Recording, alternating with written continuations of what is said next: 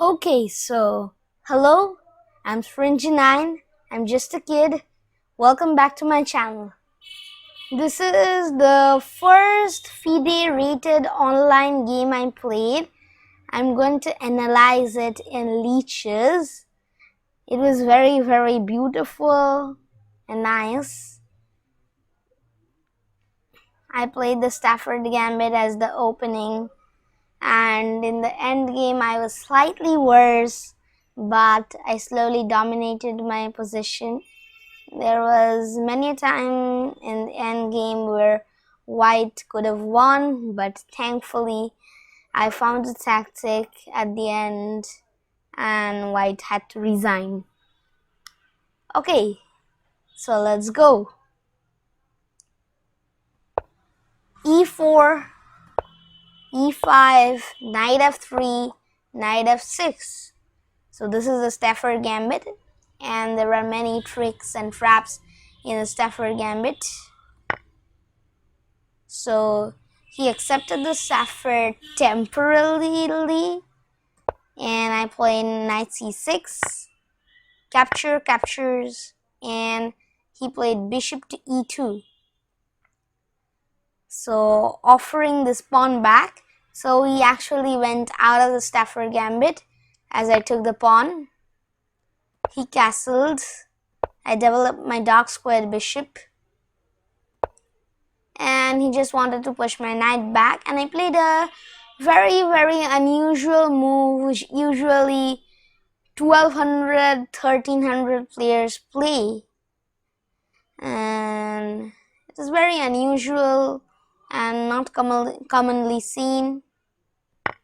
That is knight takes f2.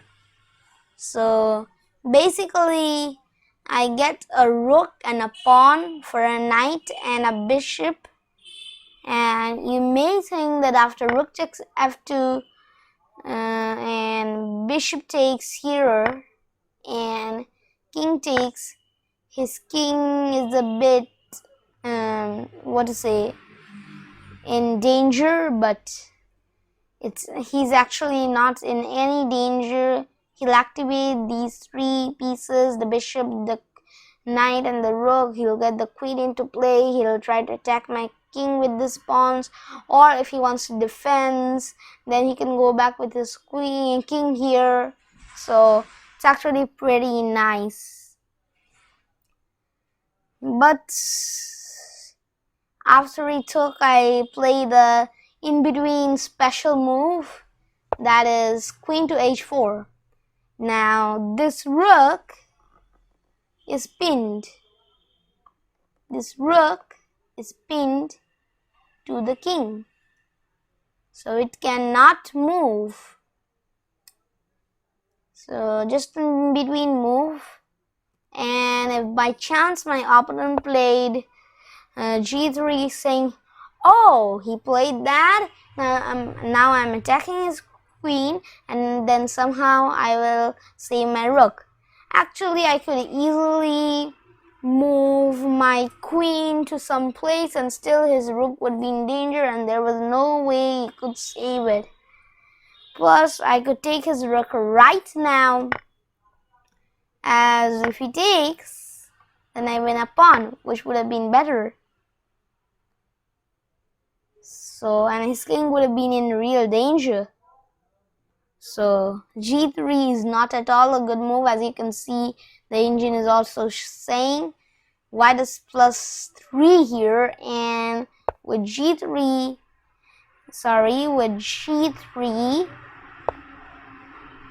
he becomes -3.7.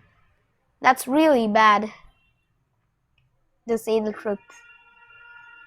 So my opponent played queen f1, and now I certainly took. I didn't have more patience. He took, we traded queens, and now if you evaluate the position, I have a rook and an extra pawn, this f pawn. You may say white also has the extra d pawn here, but actually I have 2 pawns here, and these are double pawns. So you can see that white is slightly better. So I played bishop f5, and actually there is no need to castle here. If bishop f4 was not played attacking this weak pawn, only then will we castle. And which side to castle? Of course, queen side, to protect this pawn forever. So I castle queen side. He developed the knight. I got all my pieces into play. He got his rook in.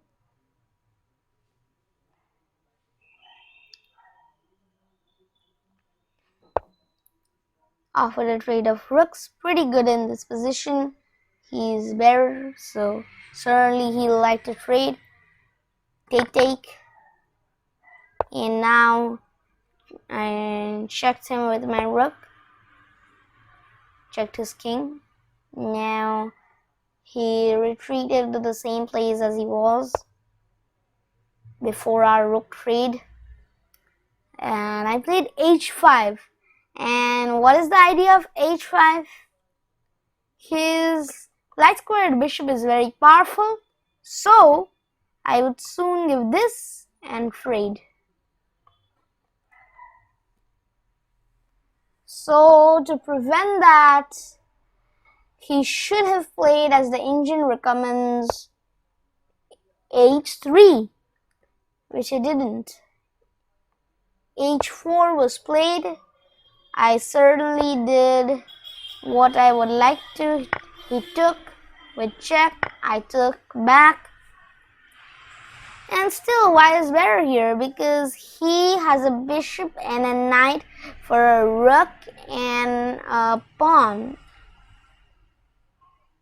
And he has an extra pawn on the queen side. Not extra really, because I have double pawns, but double pawns are normally almost worthless. So white is quite better here, not even slightly, quite better here. So I had to fight hard now, very hard. He played knight e4. I played f5. Here he had many good moves. All the moves with the knight were good moves, except knight to g5, because that blocks the bishop's great square on g5, and the knight is doing no good occupying it. And of course, knight d6, the d6 square checking me, because then I'll just take, and you can see that white is -5 and black is quite better. Even if I'm -5, -4.5. So certainly he played knight d2, which is of course a good move, the best recommended by the engine. King d7, knight c4, activating the knight, very important in an end game where you have a bishop and a knight versus a rook and a pawn. To activate all your pieces and try to push a pawn. In fact, here now I have 2 double pawns, but that was of course worth trading the bishop anyway. So as I was saying, you should activate all your pieces in a bishop and a knight versus a rook and a pawn endgame. Both for white and for black, that rule stands. King e6, a real blunder. I had not noticed that my opponent could actually capture on c7. And now they're +4. Slightly better than they were. And now they're fully better and fully winning, you can say. Because now They have a knight and a bishop, and I don't have the extra pawn. Plus, I have double pawns here, which I said earlier it was worth trading the bishops, but not now. In this position, it's not worth now. So I made the blunder, and very fortunately, my opponent did not capture it. He did not notice it in the hurry of time. I forgot to mention here that it is actually a 15-minute rapid game, and there was no hurry of time. We both played the opening and the middle game fast, and so far, no one thought in the end game. As you could see, because had I thought, I would probably and hopefully have noticed that this pawn would hang. Anyway, what happened has happened. And miraculously, not noticing that, my opponent played knight e5, king f6 with the idea of rook takes here. Just getting these two pieces for the rook, which is quite useful in this kind of endgames. And my king in the center would act beautifully, gobble up these 4 pawns. So white of course had to protect the knight or to move it. 2 options. Now played c5, a very, very deep move, but he had a good move. That is knight d7, also capturing this pawn, which happened a bit later. It did happen, but it happened a bit later. After this move, my opponent played c3, I captured, he captured, and I played c5. Now we can suddenly see that from +3, 3.5, 4, white has gone down to +1. This is where I started to actually dominate the game finally. He now gave me the bishop check. I came back to g7. Now this is not a good move at all. Bishop e3. Kind of so defensively defending the pawn. I didn't take, because had I taken, I was fearing that something would happen to my king. Oh no. So I did not take. I repeated. I thought a draw from this position was very, very good. Now he finally gave the check, and suddenly it's again +4 for white. I made a blunder by giving king f6. He gave the check. I came here. He took this pawn with check. I came here. And now he went here. Okay, so what would happen had he taken this pawn? Simple enough. I would give, first see what stockfish is giving. White was +4, and now suddenly white is -2, black is +2.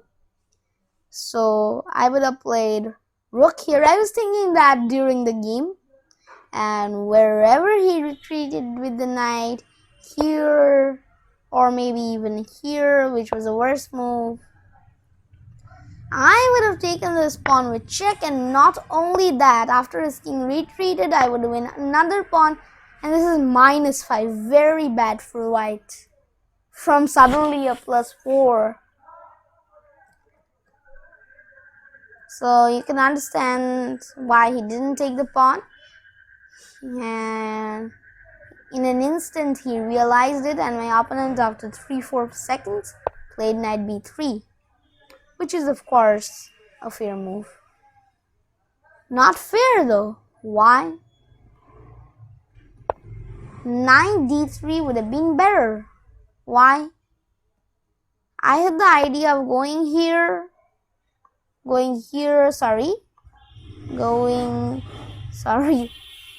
to c2 with a rook, checking the white king, winning these pawns. But actually this main pawn, this pawn right over here, was protected by the knight. So that is why knight d3 was certainly better than knight b3. Well, what to do? My opponent played knight b3, and now I didn't dominate the position. This is equal here, you can see. I should have played rook to c8 immediately, which I didn't. I played it later. He should have played as Stockfish suggests, knight to d2, basically guarding this check.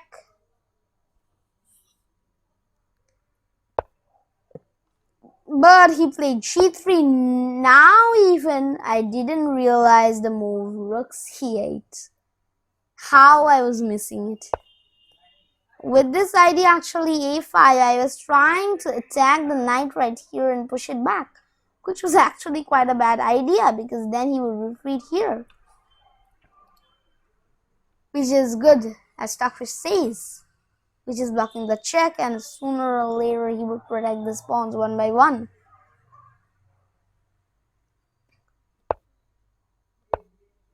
He immediately realized my idea and went back to his nice square. Now, however, it doesn't work. Why? Now I can play rook here, and here he pushes the pawn, a4, and now I would play this and this, and the game would go on. I would move on with my rook. He would repeat or something like that. He would save this pawn. I would take this pawn, but so what? He wouldn't care. I would go here. I mean, he would go here, I would go here, and the game would continue, and there was nothing in the game. He would certainly check me here. Nothing, just equal. 0.0.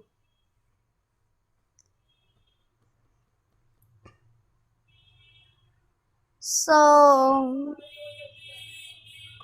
now I finally realized the move rook c8, thankfully. He played a4, I played rook c2, which is still equal. b3, and a rook to c8.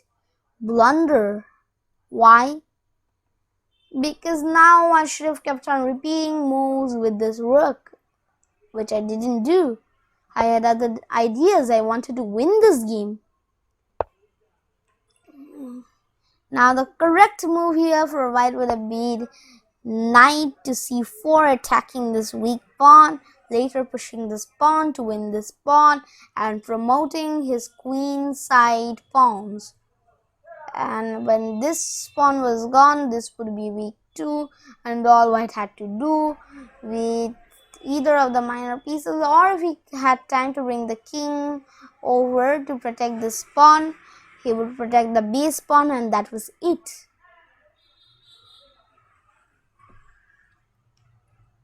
He would have then slowly promoted these pawns, as I said earlier. However, he didn't play it. He played king e2. I played rook h8.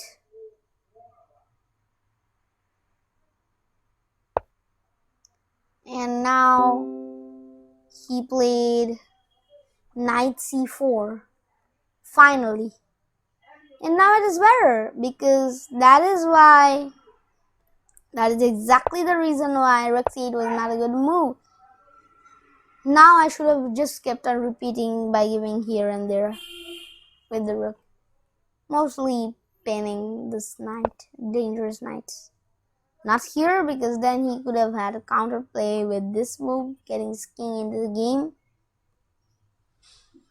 Now certainly, as Stockfish suggests, to c3 I should have given. But however, I had other ideas, and a very cool idea in fact. You will see that in the next move. And if you can see the notation right here, you can see what it is. Cool move, f4. The f4 square is guarded by two pieces, this pawn and this bishop. What if the bishop captures? I take this pawn. I didn't notice this pawn was hanging and I would lose. What if the pawn captures? Which happens in the game. Look here. +8 to +2.5. Or whatever, something like that. 3 you can see. Now at this pawn and these double pawns, they could promote. If one didn't promote, the other could. Actually, none of these pawns ever promoted. They would have had it not been for white's resignation. So white now took here with check. I went here. And he went back with his bishop there to guard this treacherous check. Why? Why was this check treacherous? Because if I give this, his king had to move back here, here, here, and I would capture his bishop.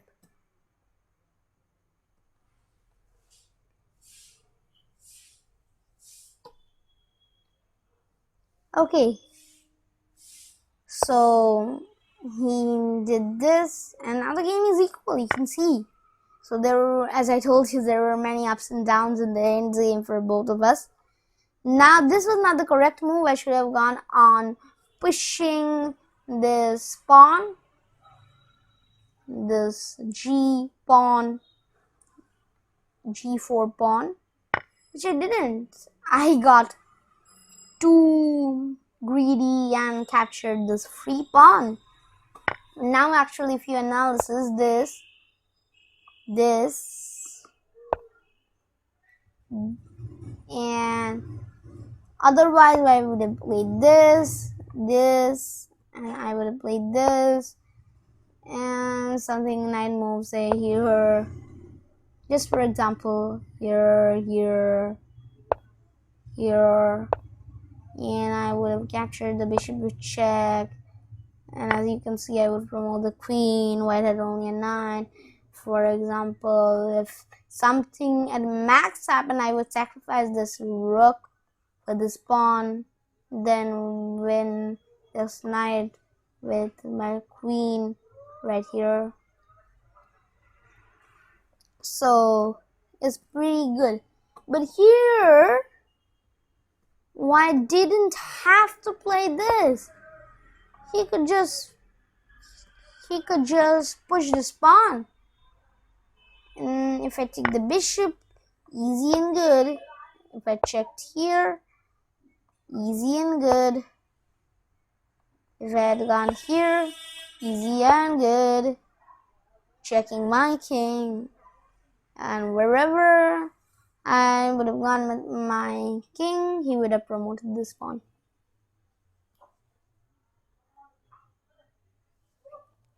So certainly not the best of moves for me. Fortunately enough for me, miraculously, he missed this move. At the time in the game, I was thinking, oh no, now I would surely lose. But I didn't. Knight to c4. Trying to get it back and stop my pawn, which is not the correct approach. He should have been aggressive instead of defensive. I just went as wanted, as I had showed you earlier. So he went back, f1, g3, and actually my idea was basically g3, king here, pawn here, and he could do nothing.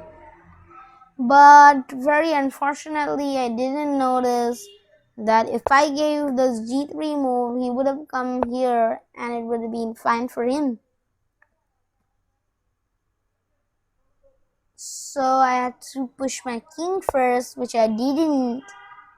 And miraculously again, the opponent missed this move. So he played knight takes c5, becoming greedy, and now it is all good for me. Minus 55.5, can you believe it? That means there's no chance for white whatsoever. He tried to go back, but this was just useless. Here takes, here, and now I would have promoted. Check, only one check, and after that, none. So, of course, a very nice game. Of course, these two pieces, dangerous pieces, only good pieces white had could be stopped. And white missed many tricks. I did many blunders. I missed many tricks, and white did many blunders. But thankfully, everything came out well for me. My opponent resigned at this stage as it is mate in 11, as Stockfish is saying. So, a very nice game with the Stafford Gambit. Actually, not quite, because my opponent gave back the e4 pawn. So, we went out of the Stafford there, and there was no theory in what we played. It was just made up by us, and that is the exact reason why there were so many blunders and tricks missed. So, a very nice game, finally turning in the favor of me. I won this. Opponent resigned at this stage. So, beautiful game. Thank you, everyone.